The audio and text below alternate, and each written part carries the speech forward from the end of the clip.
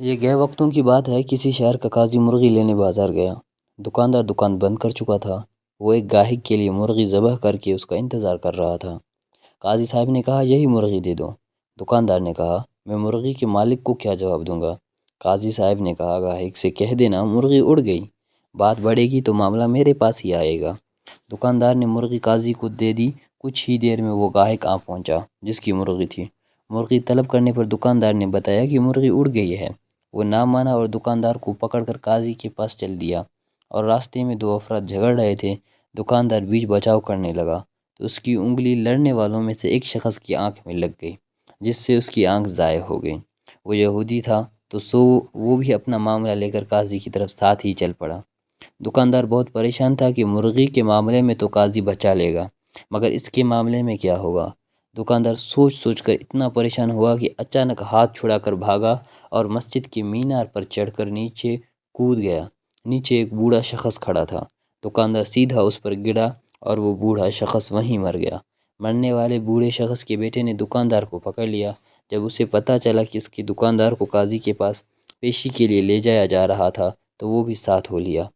معاملہ قاضی کی عدالت میں پہنچا تو سب سے پہلے مرغی والے گاہک نے اپنا مقدمہ درج کروایا۔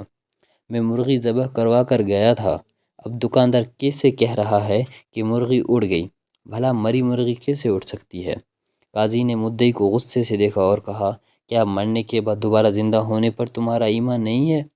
یہ سن کر وہ ڈر گیا کہ کہیں کفر کا فتویٰ نہ لگ جائے۔ اس نے کہا، بالکل، میں مرنے کے بعد دوبارہ زندہ کیے جانے پر یقین رکھتا ہوں۔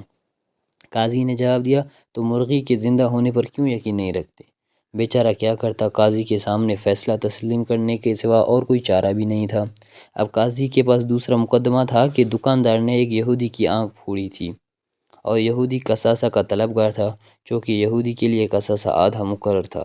اس لیے قاضی صاحب نے فیصلہ سنا دیا، دکاندار نے یہودی کی ایک آنکھ پھوڑی ہے، اس لیے نصف و قصاص دشوار ہوگا۔ بہتر ہے کہ دکاندار یہودی کی دوسری آنکھ بھی پھوڑ دے، اور یوں ہی بدلے میں نصف قصاص ہے، یعنی دکاندار کی ایک آنکھ پھوڑنے کا۔ فیصلہ سنتے یہودی کی سیٹی گم ہو گئی کہ اگر دوسری آنکھ بھی چلی گئی تو کہیں کا نہیں رہوں گا، سو اس نے اپنی جان بچانے کے لیے دکاندار کو معاف کر دیا۔ اب تیسرے مقدمے میں بوڑھے کا بیٹا قاضی کے روبرو پیش تھا۔ قاضی جی نے معاملہ توجہ سے سنا اور فیصلہ سنایا۔ دکاندار کو مسجد کے اسی مینار کے آگے کھڑا کر دیا جائے، اور مرنے والے بوڑھے کا بیٹا مینار کے اسی کھڑکی سے دکاندار پر چھلانگ لگا کر اس کی جان لے لے اور اپنا قصاصہ وصول کر لے۔ بوڑھے کے بیٹے نے کہا، قاضی صاحب، اگر دکاندار ذرا سا بھی ادھر ادھر ہوا تو میری اپنی جان چلی جائے گی۔ قاضی نے جواب دیا، تمہارا باپ بھی تو ادھر ادھر ہو سکتا تھا، پھر کیوں نہیں ہوا؟